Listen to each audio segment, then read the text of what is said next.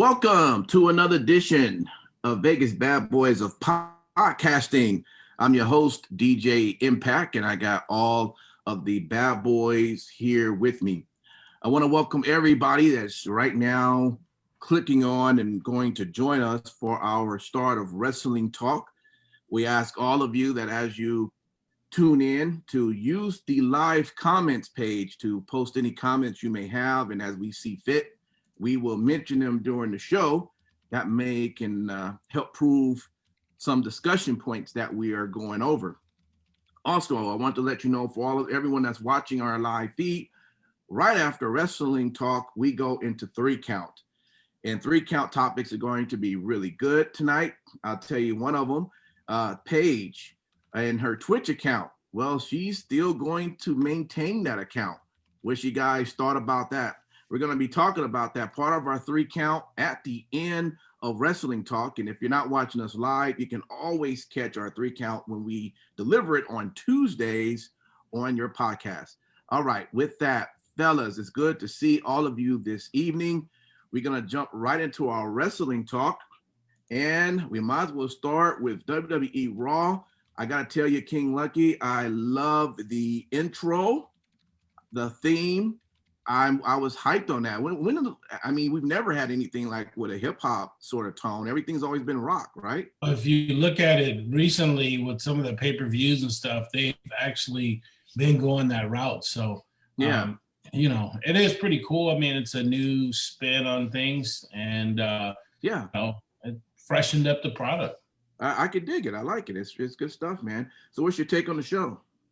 Well, Path to Survivor Series is upon us. AJ Styles, first person to join Team Raw, which was, and I thought overall the show was good on Monday. Anybody that's just complaining now, there's a few things that they'll definitely have missteps on, but in totality, the show was actually really good. Keith Lee also joined Team Raw, which is pretty cool to see. He definitely needs some motion in the right direction for him because he's kind of fallen off a little bit. Falling off? He's been on the fucking show for 6 weeks. Shut up.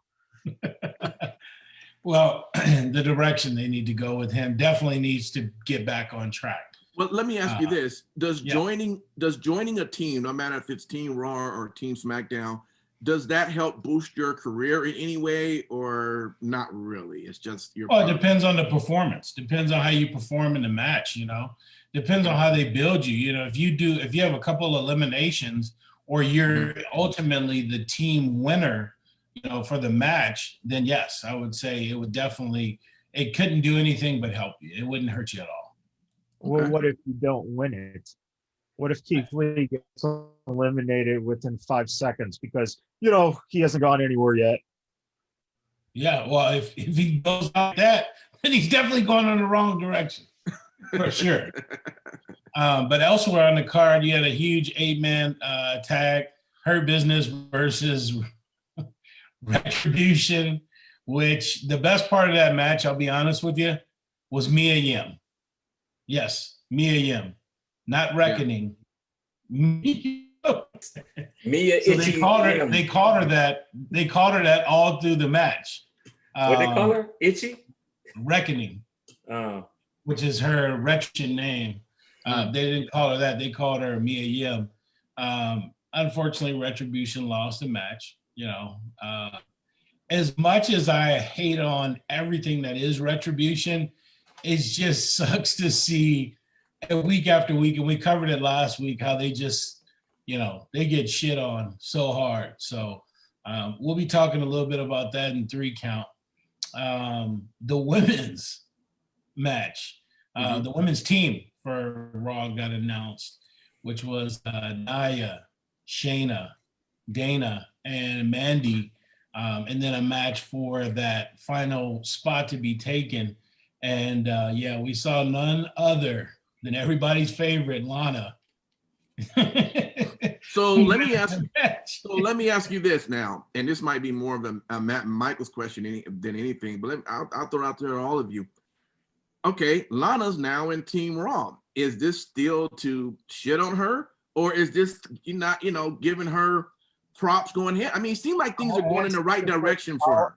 I'll answer for everyone. Ask the table she went through. She'll probably get eliminated in like 15 seconds. I'll be honest. Honestly, if you really want to do it smartly and you want continuity, you have Nia just put her through a table, and she gets counted out. Yeah, she gets counted out. There you go. Well, I tell you what, that'll be a banger.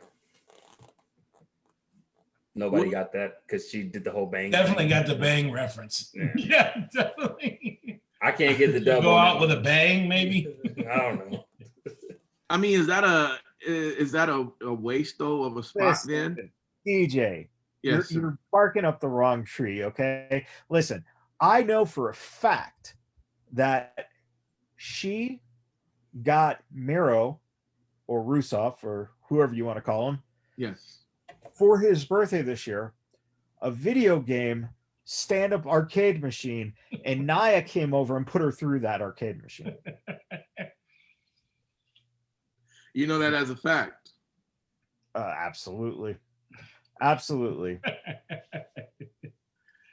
Okay. Oh man. Well, all right. I'll let you keep going, King Lucky. You tell me. And then you had the main event, not the main event, but the close of the show, which was pretty good with Randy Orton, Drew McIntyre, and The Fiend, and you saw Randy Orton, have to choose the lesser of the two evils, and he chose Drew McIntyre. So I think that they're probably setting up a triple threat match here in the future instead of it just being a solo match. And then ultimately the fallout of that will probably be The Fiend and, Randy Orton down the road. So I really hope they do Orton and The Fiend in a house fire match.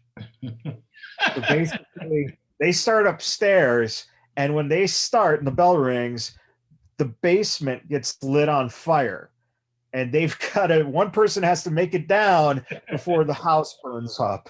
Oh, man. Well, Because they couldn't be any more subtle about mentioning the fact that Randy burnt down the house. Yeah. You're right. Yeah, Well, yeah, go ahead. No, I was just about to ask the rest of the fellas. We haven't heard from Simon Street or from Sin City. Any takes from Raw from you guys? Well, I mean, given the fact that King Lucky broke down the entire show, I mean, there's not really too much to be able to add. All right, I got you. I mean, let's be real. Yeah, but overall, would you guys did you like the show overall? Yeah, it was entertaining. I didn't have a big problem with it. I didn't feel like it went on too long. The Fiend and Alexa Bliss continue to just be amazing. That is without a doubt the best storyline that they've got right now on the Raw brand, and quite frankly, the only thing keeping my attention. You know what, though? You're missing one good thing, and that is AJ with the new bodyguard in place. Oh, yeah. Right. He had nothing else to do apparently after. Yeah, after Raw Underground got canceled. Yeah. Doorman no more. But I mean, that's been phenomenal, for lack of a better word, man. He's been on fire. And it's good to show also that somebody can have multiple careers in WWE. I mean, let's just look at it. You have the doorman at Raw Underground. You were a ninja, and now you're AJ Styles' bodyguard. Right. AKA the Black Lurch. The really one cool positive that'll probably come out of it is AJ being able to bring this guy along.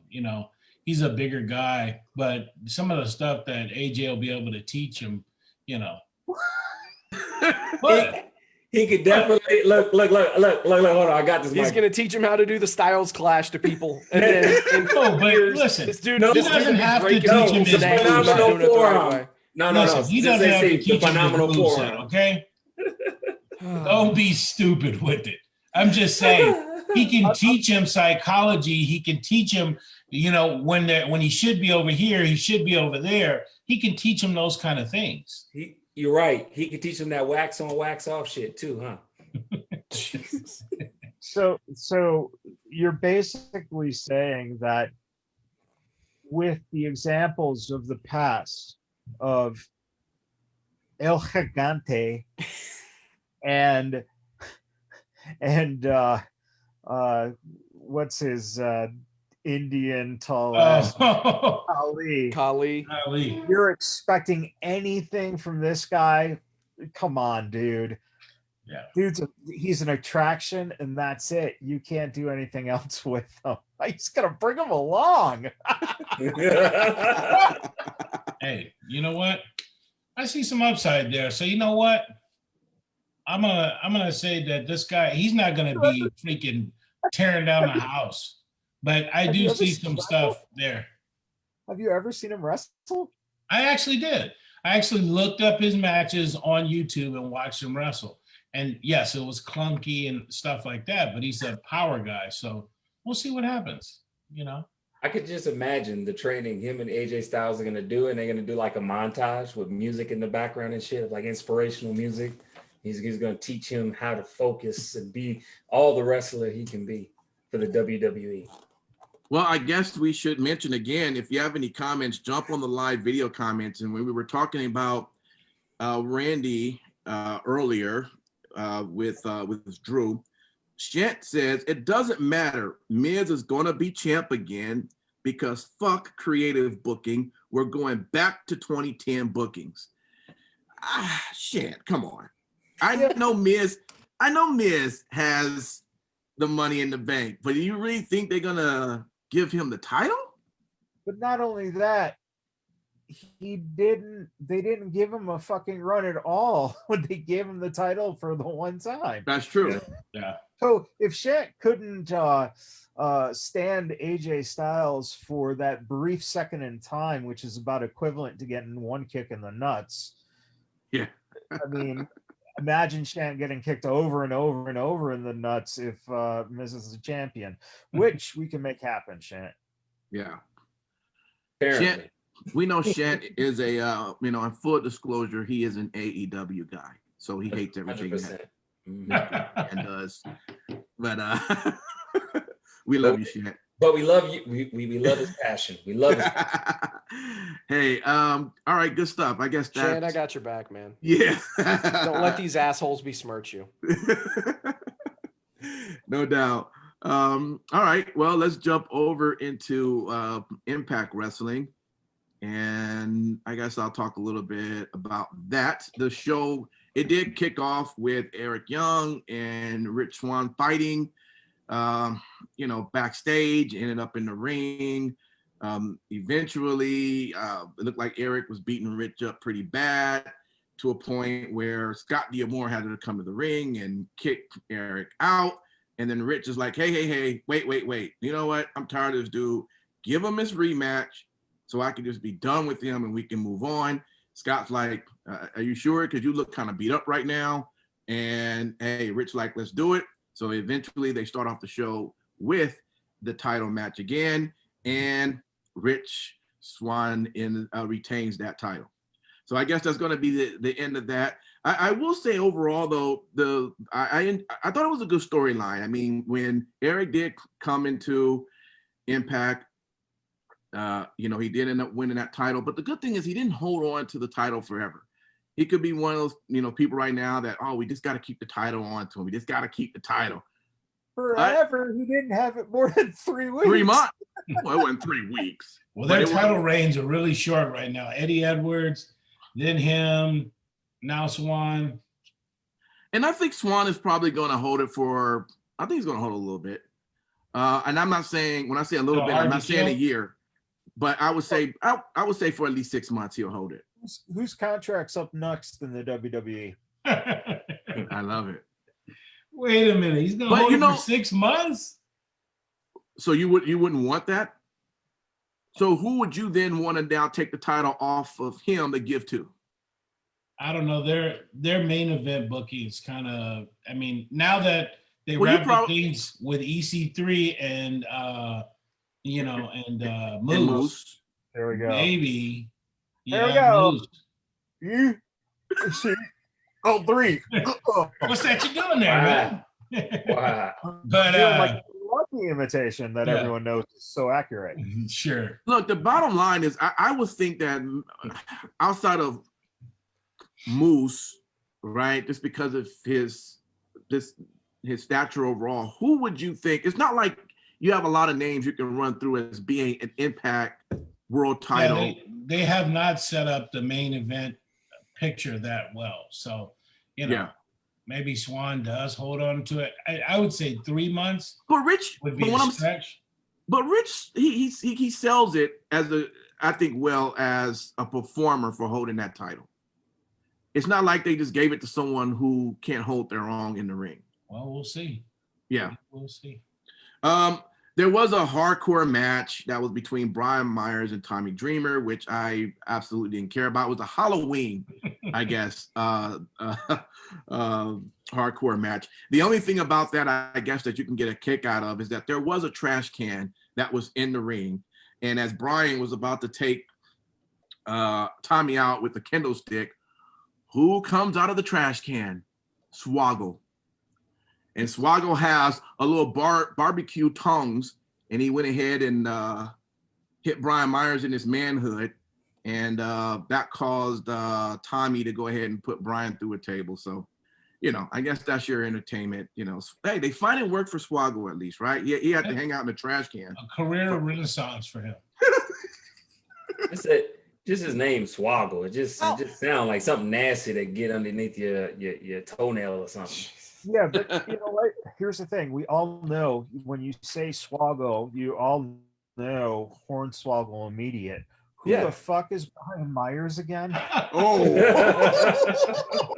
And the thing that kills me too is it's like, Damn. all right, so You're mean. So Go ahead. Swoggle, you guys are talking so much shit about this guy. How can you talk so much shit about Swoggle, Mr. Vince McMahon's son? I mean, it doesn't make sense. Is he a mole? Is he a mole for WWE to go into Impact? Could be. Oh man, and I do agree with you, Shane. Impact Wrestling has been watchable. It's been watchable for a while. It's been really enjoyable. There was a storyline now here. Scott D'Amore apparently came to the ring again because Deonna Purrazzo apparently was trying to threaten to sue the company because she felt that, it's that whole thing with Su Yung coming out doing Bound for Glory, winning that title was not real. That wasn't legit. She wasn't even supposed to even be around. Where's Sue been? All of a sudden she's now, no, that's not right. I'm going to sue the company, and unless you just give me the title back and strip it from Su Yung. So of course Scott D'Amore listening to all this as Deonna comes in the ring with her lawyer and all of that. And Scott just said, look, if you want, we can tie this up for 5 or 6 years and I still end up being right. And okay, which I am.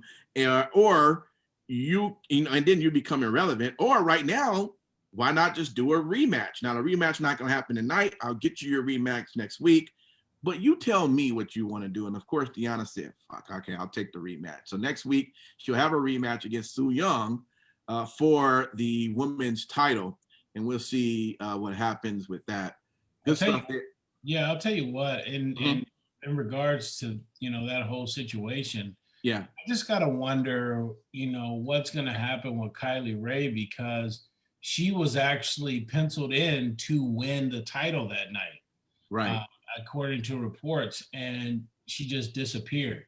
So, and she hasn't been on TV. So I'm really concerned because, she was with AEW and kind of something happened there, and now something's happened in Impact Wrestling. Why does Impact Wrestling be having issues with their women wrestlers just being like, I'm disappearing? They come to work for several weeks and then they're, I'm not going to come back. I don't know. And you're going to win the title too. So here's the thing. And this becomes a serious point, and that is Kylie Ray allegedly has a history of mental health issues. So Oh, I didn't know. yeah, so the fact of the matter is that this is a very sticky situation because we don't know. We don't know. Yeah. And with that being said, there's really nothing that any of us can fathom or think of. Yeah.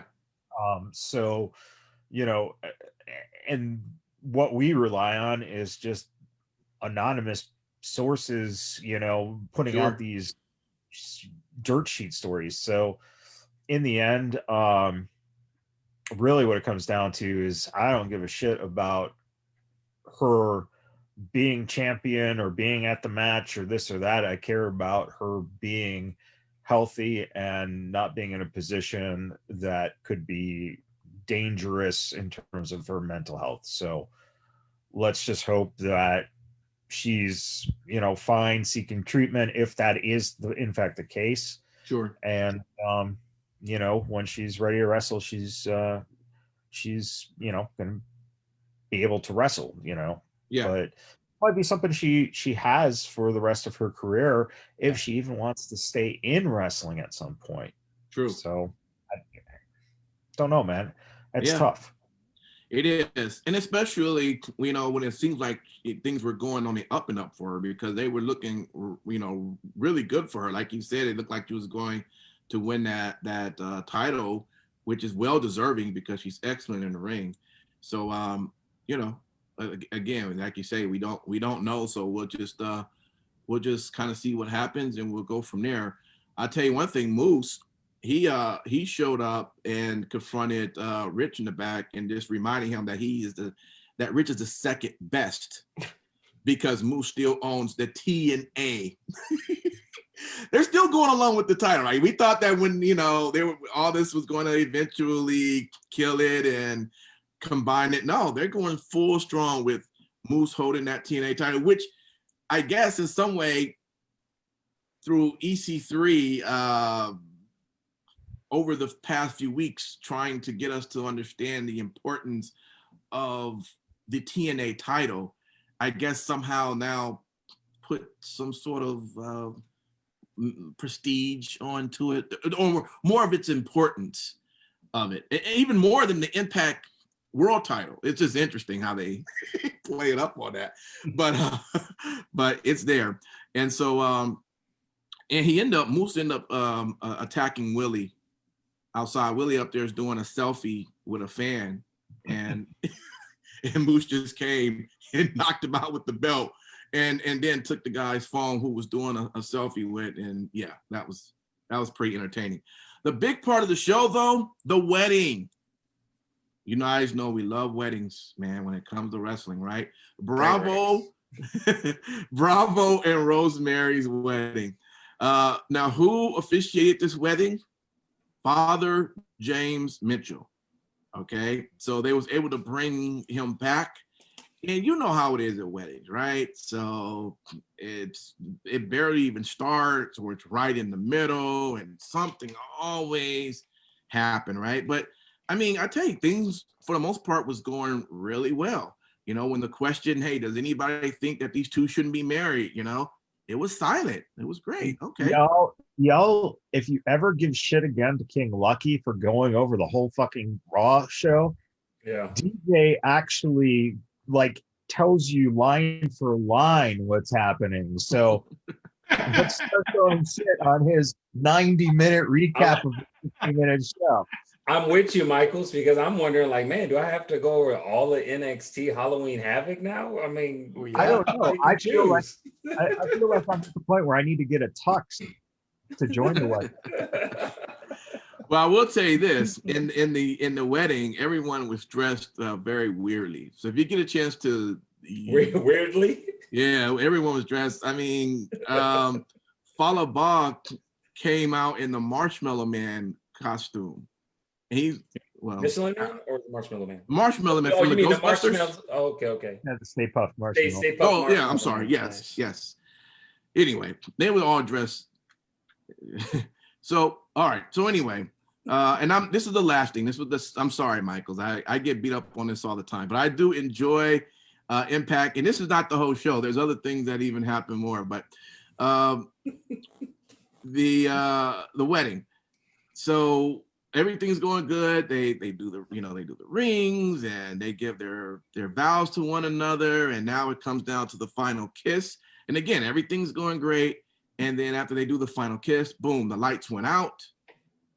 You hear a gunshot. The lights come back on. And Bravo is laid out in the ring with a gunshot wound to the chest. He got. What So, the fuck? Yeah. I mean, was just like, laying in the middle of the Who ring. shot Bravo? I was like, great. They've had this angle going for forever. I was like, okay, where are they going with this? And then this happens, and I'm like, that's it. Yeah. I'm done. So, yeah, I don't know. Well, as we always say, you have to kind of see how it all plays out. I don't remember anybody ever being shot. Yeah, it was part of an angle. I don't remember Ever. I know. So they're breaking new ground. I will say one thing about Impact, though, is that I find it kind of ironic or funny or, whatever, that a real life couple is holding both their men's and women's championships right now. Pretty much. Sue Young and Rich Swann. I mean, the WWE NXT's teased that for so long now. Mm-hmm. And Impact just says, oh, yeah, well, you didn't choose to do it on, your shows. We'll go ahead and we'll just do that on ours. Yeah. They brought a little bit because Swaggo's going back and forth. Well, there you guys go. That is your Impact. Good stuff. But we got to see where this goes. Who shot Bravo? I guess is what it's going to come down to. So, just shoot me now. I don't want to watch next week. All right, Simon Street. I'm gonna let you go ahead, man. I know you're gonna make it 60 seconds. Halloween Havoc. Halloween Havoc. Do I need to do it 60 seconds now? Well, I don't know. I'm not Well, saying after Impact used all of our time. Yeah. You gotta go 60 And it's just seconds. like the business. All right. You just had All your right. match time cut. Impact Pretty covered much. the Let's commercials just that do were it. Let's just do covered it. the commercials that were on Impact Wrestling. There you go. Well, how was NXT, man? Halloween Havoc. How was it? NXT was awesome. As everybody knows, they got a chance to watch it. NXT presents Halloween Havoc 2020. It's back. It was a pretty awesome show. Started off, obviously, the host, Shotzi Blackheart. Beautiful, performances that happened throughout the night. Obviously, the beginning part of the show. And then there was also I swear to God, dude, this is why every single time it sounds like you never watched it. 'Cause you use such a generic terms. well, I mean, like so many beautiful performances by everyone. What are you talking about? I'm talking about musical performances. I don't get it. Was there not a musical performance? There was two musicals. Poppy was one of them in the beginning. Who was that on the guitar? I don't know who that was, but it was an awesome musical performance.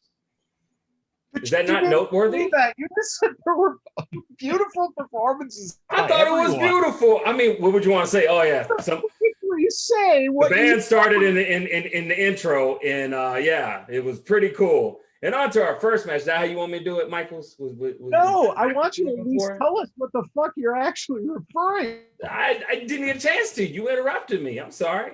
I mean, my goodness. Do I still have 60 seconds now?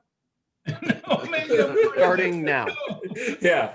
So anyways, NXT Halloween Havoc, the first match was pretty good. I enjoyed the ending more than I did throughout the match, which probably my only gripe that I will say is, pretty much they call it the Devil's Playground. Damian Priest, Johnny Gargano. I mean, it was a good match. I mean, I've kind of seen it before. The ending was really cool. Gargano hits Damian Priest over the head with a tombstone. He then falls over and goes through a crypt. And, now we have a new NXT United States, North American champion, Johnny Gargano, which is pretty cool, which led me to believe at the time that maybe his wife might have better luck.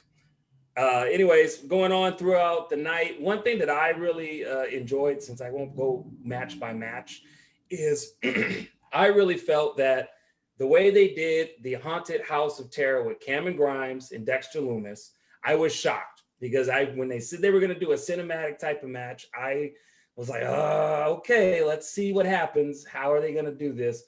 It actually started out pretty fun. And I like that they, I didn't expect it to be the best ever to where it stole the show, but it wasn't annoying. Obviously, Cameron Grimes is far and beyond funny and hilarious. He made that whole thing entertaining. It was not Dexter Lumis at all. He was just regular Dexter Lumis. Could have been white paint on a wall for all I care. But Cameron Grimes, but I mean, seriously, Cameron Grimes was hilarious. Even toward the end, where he's running back to the Capitol Center, just screaming like, "Oh my gosh, Mr. Ring!" I just thought it was amazing. But what really, all the matches that stole the show, I will tell you, Rhea Ripley, Raquel Gonzalez. Oh my gosh. I don't think I have ever remembered at least another time where you had two bigger women have and I'm not saying it to be mean, like how we see a big man match, like two big Goliaths. These women presented themselves as like two Valkyries going at it in the middle of the ring. Just straight warrior princess, Amazon versus Valkyrie. That's the way I could show it. And they didn't disappoint. It was amazing. I would love to see that match again, and I'm pretty sure we are going to see that match again. A lot of people, reading different articles and looking at the posts that people posted, they said that was truly the match that was for the show. And then, of course, the last part was, women's NXT title, and it's pretty much tables, ladders, and scares is what they called it. Io Shirai and Candice LeRae. I usually find Candice LeRae very annoying. I've never really liked the whole gimmick of evil Tinkerbell or anything like that. But I tell you what, that woman can wrestle her ass off. And that she did in that match. And just when I thought, again, I've seen a match that, I've seen before in some sort of, order or fashion. They did really well, obviously. Io Shirai is still your NXT Women's Champion, and overall Halloween Havoc did not disappoint, and I would like to see that be a yearly thing as long as they can make it go. I don't know how you guys felt about it, but I'm looking forward. If they tell me Halloween Havoc is next year, I'm going to be super excited because I think they did a good job. Again, Shotzi Blackheart did an awesome job of hosting. Awesome job of hosting. She was on for 3 fucking seconds twice in the show. She still hosted. My gosh, do you pick apart everything? Hosting? She was called the freaking host. Did you not? Joined her on the show too. She was hosting the show. They said she was the host of Halloween Havoc. I'm sorry if I paid attention. Then actually. It doesn't matter, you jackass. The fact of the matter is she didn't do shit as host. She did a lot as host. She would announce the matches. Wheel twice. Big fucking deal. Okay, well anyway. Besides, my gosh. Okay, fine. That's your opinion. Unlike you, I will give you the respect and courtesy of you having your own opinion. But I'm saying that the show, she complimented the show. So for her not doing shit, she did a hell of a freaking lot. Let me sorry you don't like her. Do you guys think that should be turned into a pay-per-view that's done on like a Sunday, or it was perfectly all right for it to be in the Wednesday NXT setting? Either way. Yeah. Either way. As long as it's a yearly thing, I don't care whether they do it on Wednesday as part of a weekly show or if they make it a special. Once you get crowds back a year or 2 years from now, then yeah, you'll probably prioritize it as a pay-per-view or, as a big show, if you will, on a Saturday or a Sunday. Yeah. So. Gotcha. That's fine being on a Wednesday. But overall, I mean, yeah, great show, right? It was a great show. They do a good job. I mean, name one NXT show, pay-per-view show, whether it's the major the takeovers, or it's what they've kind of done with this or the Great American Bash, these Wednesday ones. They've done well. I haven't seen a horrible one yet. Yeah, they did what they had to do. Obviously, you know, if you guys saw the ratings, AEW got their asses kicked by NXT this week, as at least I thought that they would. But yeah, from top to bottom, man, this show was solid for them. Plus, the future of their women's division is very, very bright for many years to come, because, you know, you've got Rhea Ripley, you've got Raquel Gonzalez. In my opinion, Gonzalez got made that night. Yeah. So, Well, and don't forget Shotzi Blackheart. Man, So- does your bottle of Haterade Hey. even have a bottom to it? Because I mean, man, you was just drinking. It doesn't. hey, all I'm gonna say is Little dick moves, little dick Shotzi moves. Blackheart's bodysuits. Oh yeah, I'm in. that was I'm in. entertaining. That was entertaining. I had read as I was going through what stories to choose that Shotzi said that Rhea will be the next one called up. Would you guys agree with that? That Yes, the next? Okay. yes. Without question. And they should put her on SmackDown. I feel like she would be better at SmackDown. This is my opinion. Everything's All right. better on SmackDown, seemingly. Yeah. Except for the theme song. But you know, it's I just got a my feeling she'll get the Raw treatment first, and then after that, SmackDown.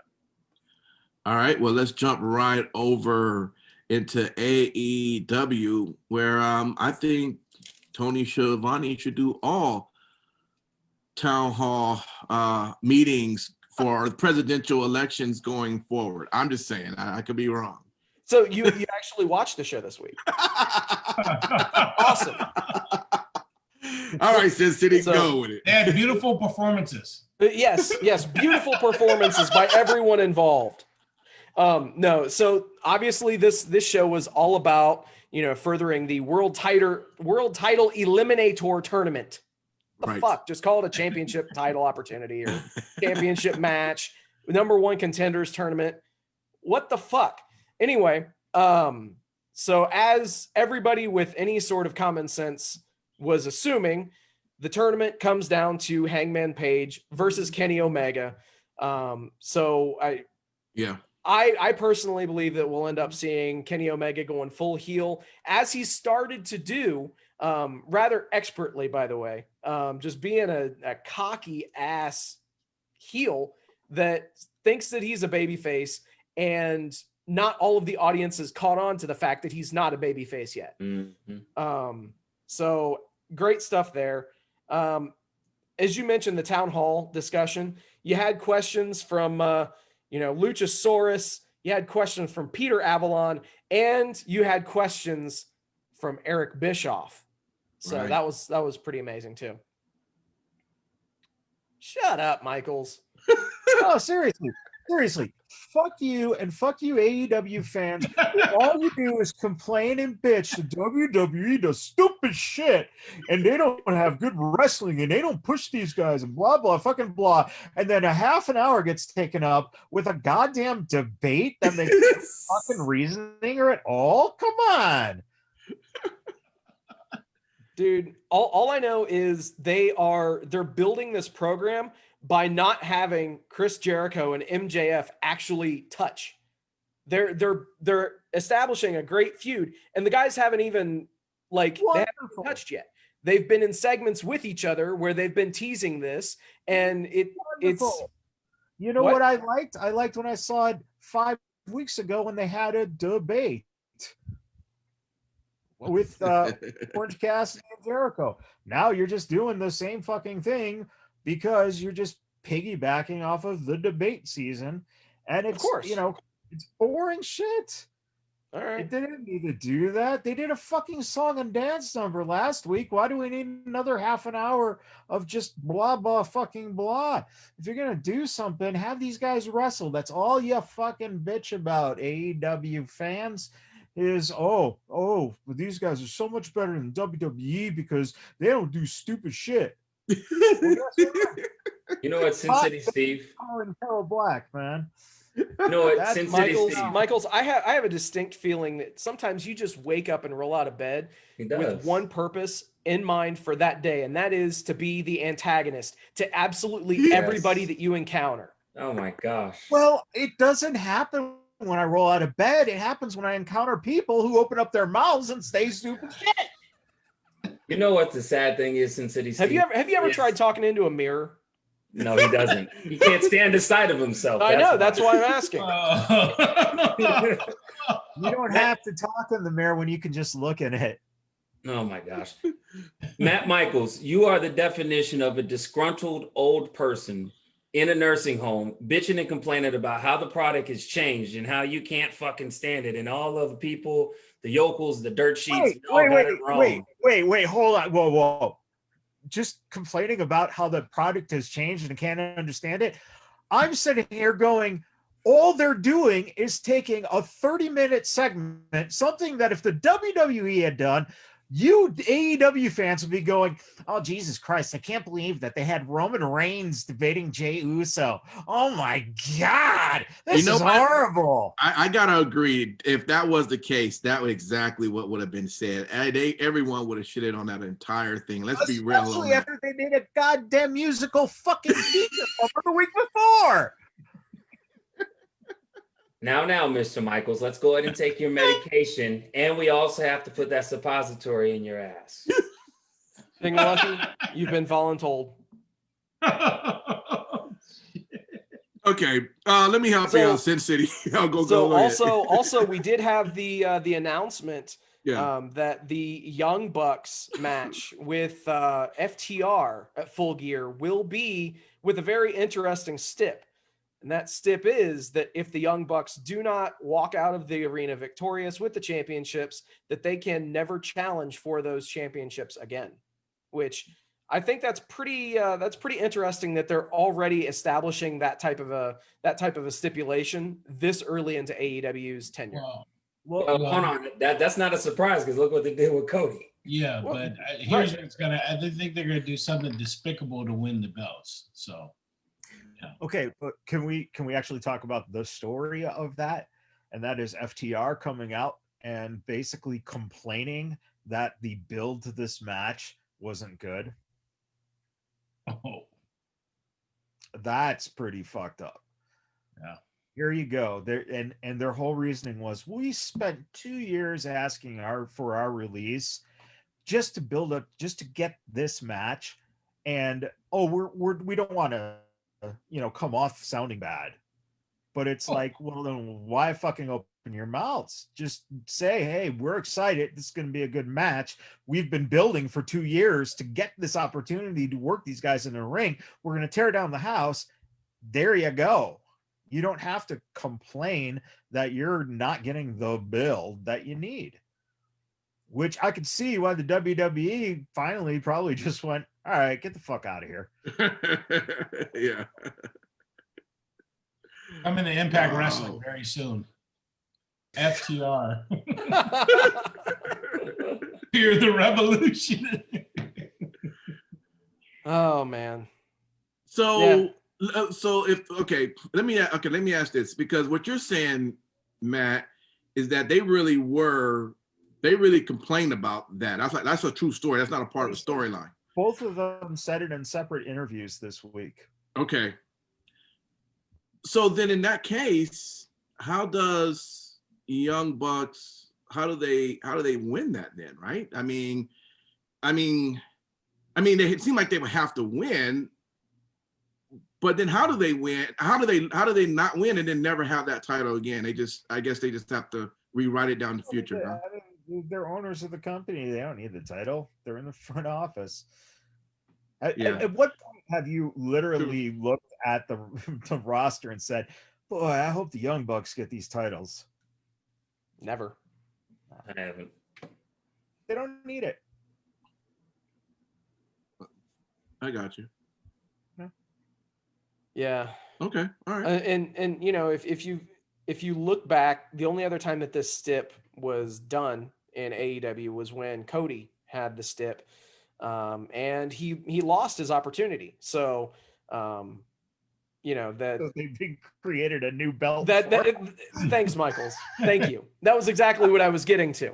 Maybe it'll So be a speaking of TNT the only tag team championship that Cody Rhodes can attain in AEW, the TNT, or as I might like to just call it, the what the fuck championship, the WTF championship. Because what the fuck was this match? Seriously. Cody and Orange Cassidy, I was extremely I was excited for this match because I thought that we were going to see Cody putting over Cassidy, or doing something, or at least making him not look like a a devalued comedy guy. What we got was a lumberjack match because there was outside interference due to the Dark Order. So you get more people on the outside of the ring. Okay, great. Not logical whatsoever, but let's go with it. And then during the match, you almost had Cody turn heel during the match. You had Arn Anderson hit Orange Cassidy, which is something that a babyface, let alone a babyface manager or a coach, would never fucking do. Mm-hmm. Well, now you have are we maybe seeing a long-term type of a turn where fucking Cody joins the Dark Order? Well, you're definitely seeing Cody with a turn, without question. But now that leads me to question, what do they do with Orange Cassidy? Back to the job squad, I guess. The fact of the matter is there's no reason Cody Rhodes shouldn't have gone to the black hair and been the leader of the Dark Order. I agree. That would have saved that, and then you could have had Brody either come in as an associate or give him something else. Hell, make him the enforcer of the group. Yeah, exactly. Because right now, it's like it's so jumbled. One of the things that hit me this week that really re-emphasizes this whole, again, the hatred for the WWE from the AEW fans who were so upset that these pure wrestlers like Sean Spears and FTR and stuff, they hadn't gotten a chance like they should have, blah, blah, blah. And AEW has proven almost on a weekly basis, and it's getting fucking old, that they're doing gimmick matches every single week. And it's like, whether it was the Vans, wrestling in the cars in the parking lot, Cody in the strap match, and what other matches has Cody had where it's just been pure bloodbaths. And then this whole lumberjack thing, and then the what's the stipulation? I forgot what the stipulation is for the championship match too now with Moxley. Yeah, it's an I Quit match, right? Yeah. After the WWE literally just did an I Quit match, and then that's the other thing too, man. You find it. I got really just miffed at the fact that they put the NWA Women's Championship on the line in a match on the same show that you didn't have your championship title defended. And right after that match, then you have your women's champion call out Nyla Rose again. It's just like, whoa, what the fuck are you guys doing? And for all the people who want to show in WWE, take a look at AEW and seriously go, it feels like it's three different disjointed, fragmented parts. And when they started, it was like this. Now they don't seem to be communicating with each other on what the overall goal of their programming is. And that is bad. And that's a shame. Because, again, I don't hate AEW by any means. I want to see them succeed because it means more jobs and good paying jobs. If you want to keep it together, man, you know, you don't do things like have, out of all the people, Excalibur fucking sitting down and doing the goddamn interview. What the fuck? Yep. It's just like, and I've had a friend say this numerous times now, and I really just didn't hit me until this week's episode. Did they hire Vince Russo? Because all they're missing is something on a pole right now, or bringing out Judy Bagwell on a goddamn forklift. And that So kind of, and that just kind of reminds me. They got to get on this, you know, figuring shit out a little more solid, man, or else you're going to see those numbers dwindle, and that's what you don't want. And for our 3 count that we're gonna jump on right after this show for our live audience, the second part of that count is that Full Gear, AEW Full Gear tickets not selling out, and we're going to discuss that. And it's just something to think about it, to what Michael's is saying here, that, you know, I mean, again, we're going to talk more about it, but there's definitely something that's missing. And you know, I will say this, and sure. You know, obviously, you know, the booking definitely seems disjointed right now in AEW. I agree with you, Michaels, on that. Mm-hmm. The one thing that I will mention, and you know, AEW maximalists, we'll call them, like to hang their hat on this, that, you know, AEW seemingly always beats NXT every week. Okay, well, what happens on the weeks when they don't? Are you possibly losing viewers? Right. Because they go over on the week that you clearly punted. Okay, a great analogy for this week in AEW, in my humble fucking view, keep in mind, I'm just a guy with a microphone and an opinion, okay? So take my opinion with a grain of salt. But realistically speaking, NXT puts on an amazing top flight S-tier show this week, okay? Contrast that with AEW, who puts on something less than. It's like as if you've got the game's on the line and you're on 4th down. Are you gonna kick a field goal to tie the game, or are you gonna actually go for it and try to win the game? And to me, AEW, as of late, they're just trying to keep pace with NXT. They're trying to beat them, but not step on their neck. They're not doing anything to distinguish themselves as a brand. And I think that that's one of the more frustrating things.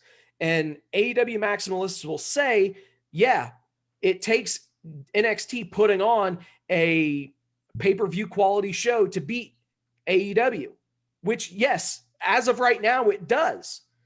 But if AEW just is satisfied with, oh yeah, we beat them this week in the ratings, we only beat them by 100,000. Next week goes by, maybe they beat them by 100,000. Next week goes by, maybe it's 90,000. They're starting to lose viewers because people are seeing that NXT is stepping up their game. You can't have that. Let me ask you this question, Steve, because you said something that does make sense. Remember let's go back when we first started talking about AEW and going in. I think what I'm seeing now is they're falling in with what people were saying. Oh, well, they're not here to compete. They're just here to put on a product. And that's what I'm seeing now. I would hope that they can change gears and do what you're supposed to do. Whether or not you can topple a giant and you're just a little man, fucking shoot for the stars or shoot for the moon.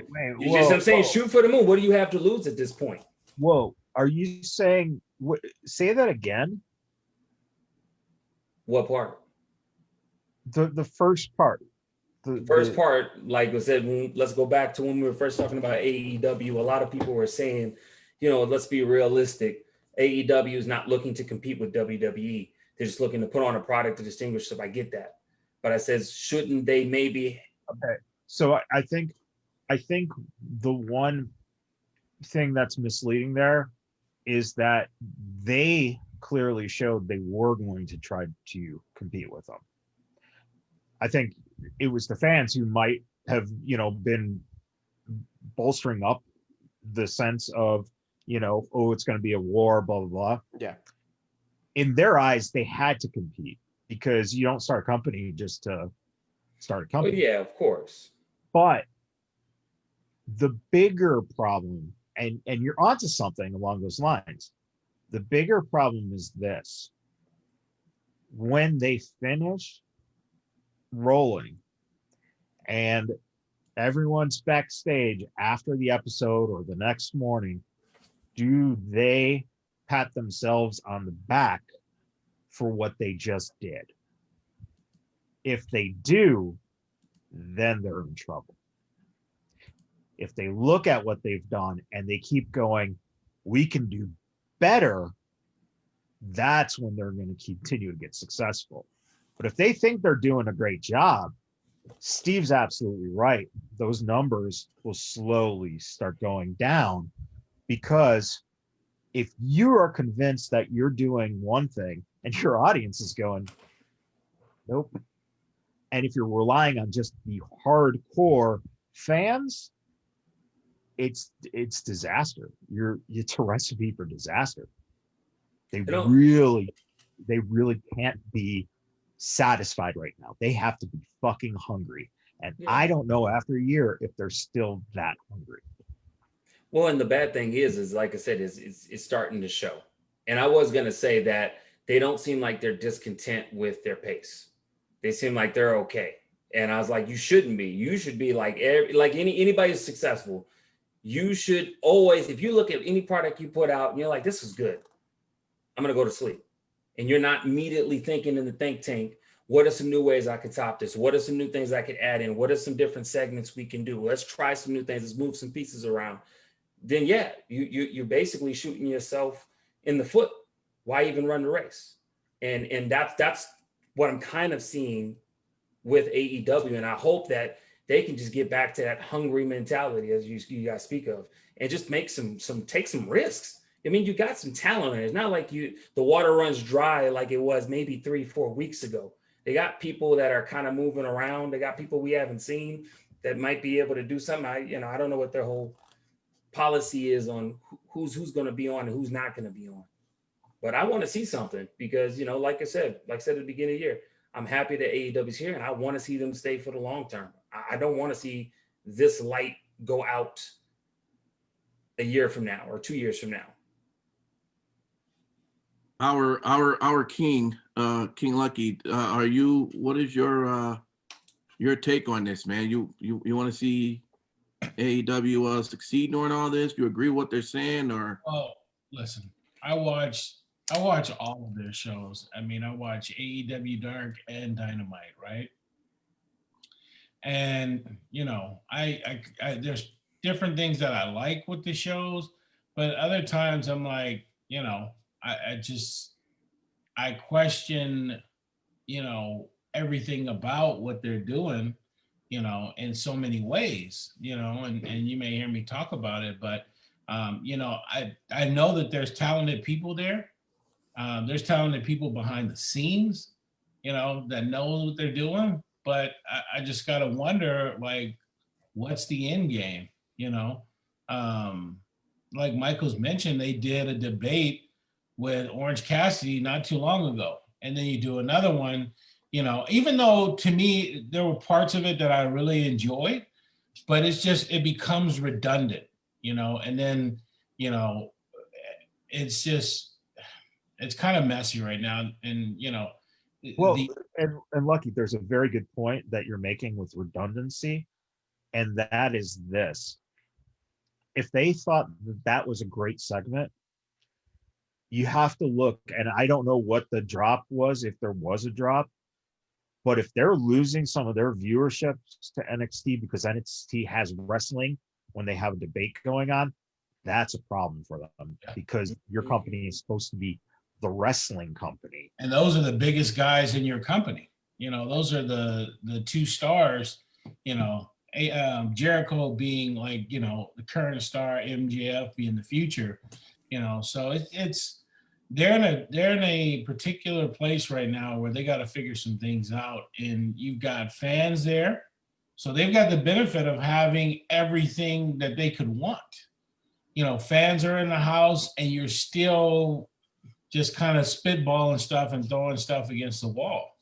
It's very disjointed, as you guys pointed out, but they are in a situation right now where they've got to figure a lot of this out. All right. Well, at least they got Miro and those. Dude, listen. You guys bashed me when I said Miro the way he came in. First of all, why do you even use Miro? Okay, I get it. Yeah, that's whatever.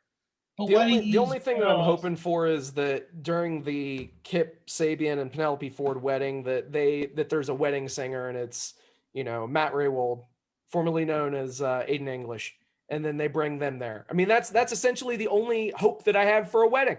I mean, and that's not even anything that I should be hanging my hat on. Like, that's not anything that it's not conducive, And just the way they start off with these people, like their debuts, some of the debuts are half-ass decent, and then most of them just kind of fall flat. And then a month from their debut, you're like, well, what are they doing with this person? So, that guy should have came in at the fucking top. Yeah. He should have came in, not even if he's at the top challenging for a title, but just the way you present him, Yeah. And why do you present him with fucking Kip Sabian? Look, I don't have a problem with Kip Sabian. But the one thing that none of us know is who made that decision. Was it the network? And that might have been, Sabian and Miro going, we want to work together. That definitely could be. We don't know. Oh boy. Well, there's AEW. Well, definitely AEW doesn't seem like they're taking advantage of, new people coming in and making a good impact. I feel like they pulled the trigger way too prematurely. And like y'all all said, it comes out sloppy. Very, very sloppy and watered down. That's just my opinion. Sin City, did you want to add anything, or are we going to jump over to the next? Let's jump. All right. WWE Smackdown, Matt Michaels, so that we can whoop on you and talk shit on your analysis. Tell us what your thoughts are on SmackDown. One of the interesting things about SmackDown right now is that you have probably some of the most coherency in terms of their programming, right? First, very, very small thing. Sami Zayn's promo, I challenge Lashley to cut a better promo. Because that's my problem with Lashley. Guy's really not a talker, Sami Zayn showed you why you have one of the best heels in the business as part of your brand, and you got the IC belt on him. He's fucking great. Yeah. The next, big thing is I love that Sasha and Bailey, as far as I'm concerned, you can just keep printing money with them because there's nothing better. There's always going to be a nice dynamic for no matter who they put Sasha against. Bailey will always have this over her head, and they went straight to it. The fact that Bailey held that belt for over a year, and Sasha can't hold a cup of water in the belt at the same time without losing the belt. Yeah, I'm like, damn. So that, again, when you're talking coherency, and will also help when you build, future feuds. And I think that even at Survivor Series, you're going to see somehow Bailey will fuck Sasha up from winning that match against Asuka. And then Roman Reigns, he took the most simplest way to effectively convey why he is the big dog of that family. He spoke with a soft tongue. He never had to raise his voice. He worked, first of all, Jey Uso worked his ass off for getting those tears up, man. I know, right? That was, he fucking dug deep, man. Yeah. Leading to that moment where Roman could say so softly, I love you. And you knew that Daniel Bryan was about to take the ass beating of a fucking lifetime. Yeah. And it was fucking brutal. I mean, this is a guy who came back from neck surgery when he was told that no, you'll never be able to do this again, works his way back. And that is how he got ragdolled. Right. It was like, whoa, man. That's exactly what they needed to do. You find a person that pulls on the heartstrings and emotions of the fan to take that kind of beating. Jey Uso's a heel. And Jey Uso didn't want to be a heel, but he gets it. Yeah. That's why he said he understands. Oh, I love the talking during I understand. that. I'm with you. I understand. I love that. Listen, there is not a better storyline in wrestling right now than this storyline. Yeah. That's not true. That's not true. A 32-year-old man with a 19-year-old girl. That's fire. What is that? What? Murphy and Rey Mysterio's daughter. All right. No, I was really being sarcastic with that one. no, wait. That's a let's look at. You brought up a very good example, and that is, first of all, if Murphy wasn't doing what he was doing, that whole thing would just be the worst garbage ever. But Murphy is actually showing his potential. Seth Rollins, by the way, is fucking dynamite in this whole angle. Yeah. Because when he was up at the top of the fucking ramp when she kissed him, and he just got that, it was like Stirring the pot. I was uncomfortable. I'm not gonna lie to you. I was uncomfortable. I said, if I had a 19-year-old daughter, when my daughter's 19, and she come telling me her boyfriend 32 years old, no one's thinking that way. No one's thinking that way because it's you ain't got a damn daughter. I was uncomfortable as hell. That's a child. She still got a teen in her name. Okay. Listen. But no, realistically though, that doesn't matter. The average fan is not thinking about that. Listen, the average fan our age is thinking about fucking that 19-year-old. You said it. I did. I mean, I'd say it too. I mean, it's true. Yeah. Both said it. Absolutely. Yeah. But the realistic aspect of it is what you're trying to do is you're relying on a young performer who hasn't been in front of the camera a lot. Yeah. She's been put in a very, very tough position. So she looks very unnatural because she's not comfortable out there. Stephanie McMahon started out the same fucking way, and she was the same age. You know what's sad? You're 100% right, and I wasn't uncomfortable then. Hey, but you know what? I'll tell you what. I was watching that segment, and she really put her all into it. She leaned into that role, and it sold really well. I'll tell you, I've been harsh on the Mysterio family. Still, this whole thing still happening, but you know what? This different layer to the story has now, sparked more of my interest to see oh shit, where are they going with this and what's going to happen next? So bravo. And you're also, so Seth is playing the puppet master. At some point, Becky Lynch comes back into the picture. And I got a feeling that they're going to go Seth and Becky as this ultra heel couple if they're smart. The If they're Garganos. smart. No, the family. I can see them kind of like have like a cult. The Garganos, pretty much. Possibly, but more so in the sense that you're looking for the reign of the power couple. The only downfall is that Roman is so fucking heelish that you might have to elevate Seth back to a babyface, which would just be fucking disastrous nightmare. Right. Yeah, I mean it's unfair, but it's true. He's just not a great face. He's an excellent heel.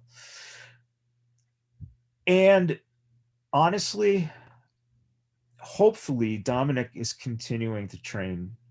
If he continues to train and he develops more in ring, but also learns to not give the generic reactions. That's the problem with dealing with two young kids, is that they're putting their all into it, but sometimes it just doesn't read right. And that's why I think you get kind of frustrated in the storyline, because you have two green talents, right? If that played as well as Roman and Jay played, you would have not only those two storylines being dynamite, but you have Bayley and Sasha, and you have The Fiend and Bliss. For all the people who are bitching about WWE programming, and I'll even say you got the Hurt Business, which again, I'm not a huge fan of, but at least it's storytelling. Mm-hmm. You're actually looking at something that people are just complaining and bitching about their product. And in all honesty, it's probably better than it's been in the last fucking 10, 15 years. I would definitely agree to that. And that's why I said I was uncomfortable seeing those two together. That, even though that's something not a lot of people think about, if I'm thinking about it, it got me to watch. You see what I'm saying? To be honest with you, if he wasn't doing that, I probably wouldn't have been interested. I'd have been like, this is some old Raw shit, whatever. But that had me watching, because I was cooking and I had, kind of saw it develop. I was like, oh, like she's a 19-year-old girl. Like, talking about love him? What the fuck? He initiated it. I know she initiated it, because that's what 19-year-old girls do. We want attention from an older man. So the brilliance of it is that they have a door open. And that is a couple ways they can go. They can have her have this fabulous relationship where she's like the Miss Elizabeth to his Randy Savage, right? That woman in your corner and propping you up, and they can build him up with that. They could also have him still with Seth Rollins. And she follows, because I kind of felt that could have been a possibility. Well, you could build up a following, or my jerk ass mind who wakes up disgruntled for the whole world, right? I'm scared we're gonna go with this.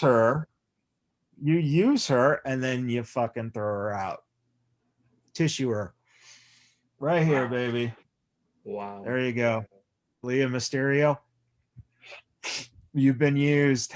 Well, it was all for the good of Seth Rollins.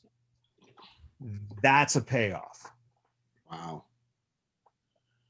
Well, I know, dark man. Some other Can we talk about what I know is Lucky's favorite segment from SmackDown? Yes. Oh, the Lars Sullivan? The impeccable sit-down interview with Lars Sullivan conducted by Corey Graves. So DJ Impact, you inspired me. I went and did some research and some reading after SmackDown, and doing some show prep. And I'm gonna pull a DJ Impact right here. This is from Alfred Kanua, who recapped the SmackDown ratings, and he has probably the best line in print that I've read in a couple of weeks. And that is from Forbes.com. Yes. If Corey Graves were a real journalist, his first question would incorporate the words bodybuilding.com for him. But he's not, so it wasn't. Right. All right, Lucky, tell us how bad it was. Listen, Horrendous. I give this guy maybe 1 or 2 years tops. Why? In WWE. Why? He doesn't have it. He doesn't have it. Have what? He doesn't have anything. He doesn't have a heel. He doesn't have the good makings of a heel, and he doesn't have anything that you can do on the face side of it. I just don't. I don't. You are fucking absolutely missing the boat on this one, man. Maybe, but I Because don't see it. because I'll tell you right now, I expected absolutely nothing from him when he opened up his mouth. So what is he supposed to be, a potato the whole fucking time? Is that the expectation? He delivered dialogue. You know that this man was, none of that shit was, he was given a script. Yeah. He actually delivered on it. Because, see, what you're looking for is just your own biased fan perspective. What I'm looking for is what the guy was telling with his eyes. And that motherfucker believed every goddamn word he was saying, which is very tough to do when you're handed something so absurd. He made that story real to him. That's why he's around. And for as much as you don't see anything in him, I'll tell you right now, Vince McMahon, if he didn't see anything in this guy would have been gone already. But he's kept him around during, all the shit that the guy's gone through. King's Lucky is one of those people that was calling him a freak as he was growing up. Call me A freak. out that, but yeah, that's fine. And we just have different opinions. We'll see what happens. There's rumors out there that they want him and Braun Strowman to lock up, in a year or shorter than that. So we'll see. We'll see. I'd like to be wrong on this one. Okay. Well, I don't care what y'all say. The interview is shit. I'm comfortable. I don't give a shit where it goes. If it happens, great. If he was fucking a different dimension of thespianism, what the fuck that was. This shit was uncomfortable. I'd rather have him eat a fucking sandwich. It was supposed to be uncomfortable. Well, then they succeeded because I was uncomfortably not happy with it. It was shit. That's two different things. What do you mean? The uncomfortable or the shitting? Because usually I don't do them at the same time. Unhappy with it's one thing. Okay. Uncomfortable is another thing. Uncomfortable was exactly what that should have made you feel. Yeah, I was uncomfortable. Happy with it that you didn't like it and you felt like shit. That's totally different. That's not uncomfortable. It was uncomfortable because he does sound like a lot of people in the world who believe some crazy off the wall shit, but believe it with all their hearts, stars. Yeah. So he did convey that. I will give you that because he was believing the shit. And I was just like, what the fuck are you talking about? He did his job. Yeah, That's the fact. And this is the problem when, when you take a view and you just think something is stupid, you also have to take a step back and go, what were they trying to accomplish with it? All right. Example, AEW, the debate was, it was fairly blah in comparison to other things they have done. It didn't make me feel anything. So therefore, you just kind of whitewash it in your memory. I know that the feud is building beautifully, right? But it's not sticking. This thing was so fucking uncomfortable because it meant to make you feel uncomfortable. And if you love them or hate them, it's in your mind now. And that's what you want to be done. Well, WWE has definitely done that twice with almost the same type of sauce because both segments made me uncomfortable. I was just like, what the hell? I don't even know if I want to see this shit next week. I mean, as far as those segments, but in the back of my mind, I'm like, but I kind of do. So they are doing their job because, not very often do I feel that way. So let's jump over into the teams that are building up for SmackDown. We have, for men's, we got Kevin Owens and Jey Uso that are apart. And of course, for the women's, look at Bianca. She held her own, right? Yeah. She looks like a champ without a title. Straight up. Yeah. It's amazing. Yeah. That's an example of how somebody can, I mean, they have a great trajectory with her already, but if she can win, let's say, this Survivor Series match, you know, she's going to look like $1 million, or at least if she's very dominant. I think she doesn't need it, to be completely honest with you. At this point right now, I'll say she doesn't need a title. All she needs to do is just keep being So dominant. what I'm saying, I'm not saying she's going to win the title. I'm saying she'll win the Survivor Series match. That's what I'm saying. But that's what I'm saying. I could see her being dominant. like the sole survivor from her team and eliminating everyone else on the other team. Yeah. Because didn't she damn near do it? Didn't she damn near do it at the Royal Rumble? She was eliminating quite a few entries in Royal Rumble, if I'm not mistaken. You just had Bianca eliminating Shayna and Nia Rose. Yes. He said Nyla Rose. Nia Jax, but yeah, I follow. If it was the same person. No, and legitimately, like I think that if they're going to strap the rocket to her, then that's a perfect way to do it. Like literally have it come down to everyone on the Raw team versus Bianca, and then have Bianca run the table on them. Boom. Yep. I'll take it. Of course. What don't you like about her? She's athletic. She's nothing. That's not the point. I don't feel like there's enough to support that. But on the other side, who do you see that would benefit from winning that match? I'm talking logistically. You don't have her going over the top two women who have the tag titles in that match. Maybe there's some sort of an implosion in that team. Yeah. Well, that's very well possible. I think you're going to see it. Like have Nia and Shayna, you know, cause issue with each other, and thus develop a storyline with that. I mean, now, she doesn't have to be dominant against any of them. Well, wait a minute. You just said that she's going to run the whole team. What I'm saying is, like, she doesn't have to dominantly defeat Nia Jax in the middle of the ring and then put Shayna out to pasture at the exact same time. Like there are ways to get to that end. If you have it come down to, you're missing 4 other members of the team. We don't even know what does it really matter at this point. Yeah. Does it really matter? It definitely I'm with you guys. Why don't we just have a 5-on-1? And that's it. Jesus. Fuck off. Come on. Seriously, who else is going to be on that team? Well, first of all, you've got apparently Carmella. Carmella. I love Carmella. Absolutely. She ain't gonna make an impact on that one. You never know. Her whole promo was that she was someone that gets what she wants. She could also be somebody that comes out, she's wrestling a match, and it's not going her way, and then she just decides to leave. Then there you go. Bianca, got to tag in and keep going. There's a lot of different ways you could do this, but who else would be on that team?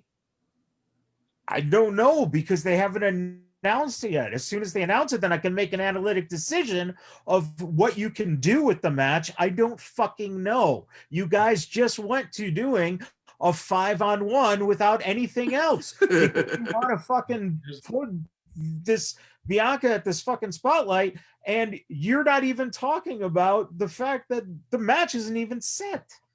At least have the match set before you fucking play Booker. I think Carmella. I think today was one of those mornings, huh, Michaels? Not enough bran in your bowl. No, it's just when you say stupid shit, I'm gonna call you on your stupid shit. Listen, it's not stupid. You got a full-time job with us. Listen, no matter who they add to the match, okay? Bayley doesn't have a match, right?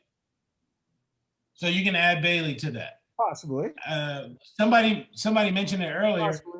I doubt Bayley's gonna have. But okay, And well, Bailey's here gonna you go. screw Sasha, Here you go. and Here you Sasha go. comes Wait. Whoa. Didn't you guys just say that was it Shotzi who said that Rhea is getting a call up? Possibly, if she does, that would be good. Oh, wow. Does Bianca Belair look that good now standing next to Rhea? That's what I'm saying. You don't fucking know. Wait until the goddamn match is announced. Thank you. Wow. Thank All you. right. Thank you. I didn't have to mute you and you shut up. Yes. Whatever. Oh man, I tell you, man, I love it. I love it. All right. Let's jump over to our last wrestling talk. This is New Japan. Yes. And stop it. Because I know what's coming. Power struggle. Hit him with it, DJ. And October 25th, which just happened, was their they just had some results. I'm going to do everyone the pleasure of reading you some of those results. And so you can kind of know where everybody stands for the big match that's happening later this week or this weekend, right? November 7th. Yeah, all right. on the 7th. All right, so just so you know where we stand, okay, there was a marquee match of the evening. LIJ, members reigning IWGP Heavyweight and IWGP Intercontinental Double Champion Tatsuya Naito Ooh. and Well done. Sonata You defeat. can get that one. I didn't get that one? No, I said, and you Oh. get that one. Okay. Defeat former double champion Evo and former never open weight champion Yujiro Takahashi. Very close. I Okay. have to give you a little bit of applause. Okay. It's Yujiro Takahashi. Yujiro Takahashi. All right. Yeah. At 15 minutes and 3 seconds, when Sonata gained the fall over Yujiro with his O'Connor's bridge clutch technique. So that's kind of what happened there. So we got now Naito and Evo face one another in a champion match this coming week, November 7th in Osaka during the Power Struggle feature event. And Steve, it says Sonata gained a victory over Naito during the G1 Climax 30 and could request an IWGP Intercontinental Championship match before Wrestle Kingdom 15. What's your take on this, man? Well, I think that needs to happen. And the reason being is they need to break up the double championship as soon as possible. Okay. It was done out of necessity because obviously pandemic and things of that nature. But Sure. It's one of those things that, now they're starting to get into more of a rhythm with having more consistent shows. So I would like for them to actually have more championship opportunities on the show. Mm-hmm. Awesome. We will see how that come together this week. Do you have a idea who you think may win this match? Yeah, man. So Power Struggle is shaping up to be a pretty solid show. You had mentioned that it's going to be Naito against Evil, both former Los Ingobernables de Japón guys, LIJ guys. So I mean, it's not just a normal title match. It's a betrayal and all that kind of fun stuff involved. So I personally I would like to see Naito keep the championship. Okay. Elsewhere, you've got Kota Ibushi versus Jay White for their challenge rights certificate, basically that like their Money in the Bank. Okay. Except it's a guaranteed title opportunity, but it's at Wrestle Kingdom in January. So gotcha. Okay. But yeah, Kota Ibushi versus Jay White. I'd like to see Kota hang on to the championship opportunity. That'd be a great match to headline Wrestle Kingdom. Ibushi and Naito yet again. Hopefully they don't drop each other on each other's skulls. Right. Yeah. Anyway, you also have Kenta versus Hiroshi Tanahashi for the U.S. Championship #1 contender slot. And you've got Minoru Suzuki defending his never open weight championship against Shingo Takagi. Shingo and Suzuki will beat the absolute shit out of each other in this match. Okay. That's the only real prediction that matters. Both guys are extremely heavy hitters, and two of the toughest guys on any roster. Obviously, Suzuki was one of the founders of K1, legendary name in mixed martial arts, and he's still doing it at 50 plus years in the squared circle. He's no longer doing MMA, but yeah, dude, awesome show. Also, I do have to go on record and say this, because last week I said something just kind of in passing that if I don't correct it, I won't be able to live with myself. I don't know if it was the edibles or what it was last week, but you asked me, DJ, where people could watch New Japan, and I just flippantly responded, "Oh yeah, it's on Access," and they've not been on Access in a year. So it's one of those things that I apologize, and I would like to make that retraction because I do believe in continuity in my TV shows and in my wrestling shows, but also in what we're doing here. Sure, if I don't have the journalistic integrity, if you will, Right. what the hell do I have? So. I understand. No doubt. Power Struggle this weekend, guys. If you get a chance to order it, check it out. Seems like it's going to be some good matches. New Japan World. Yes, New Japan $10 World. a month. Can't beat it. Check it out, and we'll discuss that next week as well, guys. That is our wrestling talk.